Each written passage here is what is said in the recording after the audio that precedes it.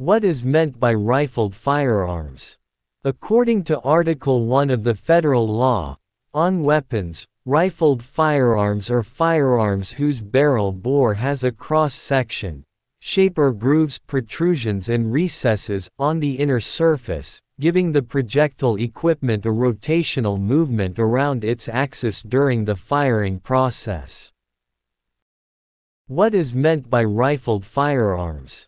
According to Article 1 of the Federal Law on Weapons, rifled firearms are firearms whose barrel bore has a cross-section, shape or grooves, protrusions and recesses on the inner surface, giving the projectile equipment a rotational movement around its axis during the firing process.